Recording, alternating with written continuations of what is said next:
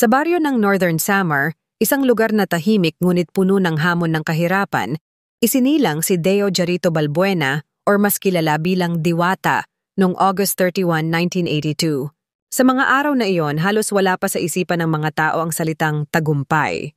Ang buhay ng kanyang pamilya ay umiikot sa simpleng hanap buhay bilang mga magsasaka.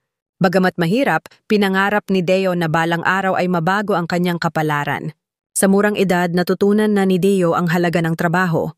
Ang kanyang araw ay nagsisimula sa madaling araw, tumutulong sa kanyang mga magulang sa bukid. Nag-aalaga siya ng mga hayop, nagtatanim ng palay, at nagbubungkal ng lupa. Hindi naging hadlang ang kakulangan ng material na yaman sa kanyang determinasyon. Natutunan niyang magpinta gamit ang kanyang imahinasyon at mangarap ng mas mataas kaysa sa kanyang kalagayan. Ngunit hindi lingid sa kanya ang diskriminasyon sa lipunan.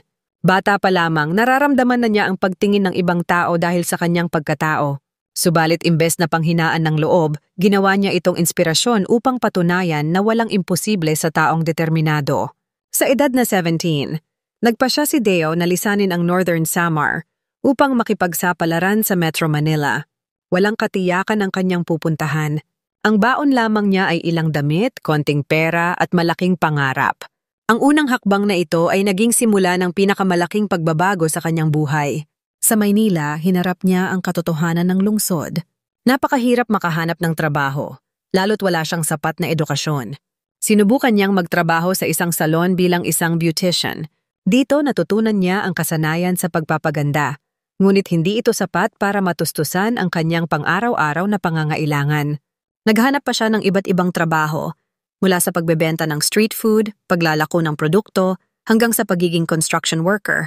Sumasali din siya sa mga gay beauty pageants, tulad ng Miss Q&A sa It's Showtime ng ABS-CBN. Sa bawat araw na lumilipas, mas lalo niyang naramdaman ang bigat ng diskriminasyon. Hindi naging madali ang pagtanggap ng lipunan sa kanya bilang bahagi ng LGBTQ+ community. Madalas siyang pagtawanan, hamakin, at maliitin.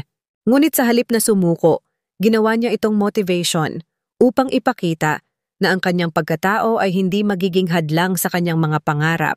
Noong 2016, isang insidente ang nagdala kay Deo sa spotlight.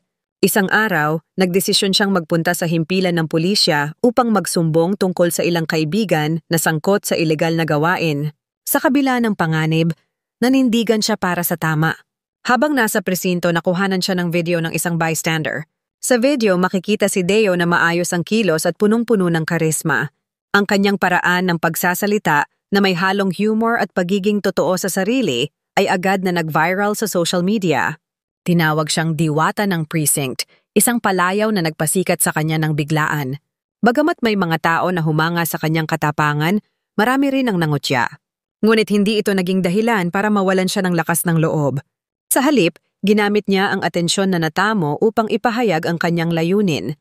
Ang maging inspirasyon sa iba, pagkatapos ng viral na insidente, unti-unting bumalik si Deo sa kanyang normal na buhay. Ngunit sa puso niya, alam niyang ito na ang tamang pagkakataon upang tuparin ang isa pa niyang pangarap, ang maging isang negosyante. Noong 2017, gamit ang kanyang ipon at tulong mula sa ilang kaibigan, binuksan niya ang Diwata Pares Overload sa Pasay City. Sa simula, ito ay isang maliit na eatery na may simpleng alok, masarap at abot-kayang pares na may unlimited rice at soup. Ang kanyang layunin ay maabot ang mga ordinaryong tao, mga manggagawa, estudyante, at iba pang naghahanap ng budget-friendly na pagkain. Hindi naging madali ang pagsisimula. Madalas siyang magkulang sa puhunan at may mga pagkakataong halos sumuko na siya dahil sa kakulangan ng customer. Ngunit sa tulong ng kanyang likas na kasiyahan at galing sa pakikitungo sa tao, unti-unti niyang napalago ang kanyang negosyo. Hindi nagtagal, ang Pares Overload ay naging tanyag sa buong Pasay. Nakilala ito hindi lamang dahil sa masarap na pagkain, kundi dahil na rin sa kakaibang personalidad ni Diwata bilang may-ari. Madalas niyang batiin ang kanyang mga customer, at ang kanyang kwento ng pakikibaka ay nagbigay ng inspirasyon sa marami. Sa kabila ng tagumpay, nananatili siyang mapagkumbaba. Pinanatili niya ang presyo ng kanyang mga pagkain upang siguraduhing abot kaya ito ng lahat. Sa bawat bowl ng pares na inihahain, makikita ang dedikasyon at pagmamahal niya sa kanyang negosyo. Ang maliit na eatery ay naging 24/7 operation at nagkaroon ng mas maraming empleyado. Bukod dito, naging meeting place din ito ng mga tao. Isang lugar kung saan nagtatagpo ang iba't ibang kwento ng buhay.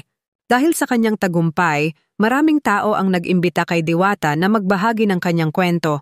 Lumabas siya sa iba't ibang programa sa television at naging tagapagsalita sa mga seminar para sa mga aspiring entrepreneurs. Ang kanyang mensahe ay simple ngunit makapangyarihan. Ang kahirapan ay hindi dahilan para hindi mangarap. Kung kaya ko, kaya mo rin. Noong 2024, naging bahagi si Diwata ng teleseryeng FPJ's Batang Quiapo. Ginampanan niya ang isang comedic role na minahal ng mga manonood. Ang kanyang presensya sa showbiz ay nagdala ng mas malaking plataporma para sa kanyang advokasya. Hindi nakalimutan ni Diwata ang kanyang pinagmulan. Isa siya sa mga pangunahing tagapagtaguyod ng mga proyekto para sa mahihirap. Namigay siya ng pagkain, tumulong sa mga nasalanta ng bagyo at nagsagawa ng mga feeding program sa iba't ibang lugar. Noong 2025, siya ang naging ika-4 na nominee ng Vendors Party List, isang grupo na naglalayong itaas ang boses ng mga maliliit na negosyante at street vendors. Ang kanyang layunin ay makapagbigay ng mas maayos na oportunidad sa mga taong kagaya niya noon, mga nagsisimula pa lamang. Bagamat matagumpay, hindi naging madali ang buhay ni Diwata. Patuloy niyang hinarap ang mga hamon sa negosyo kabilang na ang epekto ng pandemya noong 2020s. Ngunit sa kabila nito, nanatili siyang matatag. Ang kanyang likas na optimismo at dedikasyon ang nagdala sa kanya upang malampasan ang lahat ng pagsubok. Ngayon si Diwata ay isang simbolo ng tagumpay, determinasyon at pagmamahal sa komunidad. Ang kanyang kwento ay isang patunay na kahit gaano kahirap ang buhay, may liwanag sa dulo ng tunnel kung tayo'y magpupursige. Ang Pares Overload ay hindi lamang isang negosyo. Ito ay isang pamana ng inspirasyon para sa mga susunod na henerasyon. Sa bawat kwento ng customer na tumatangkilik sa kanyang pagkain, naroon ang diwa ng pagsisikap at tagumpay.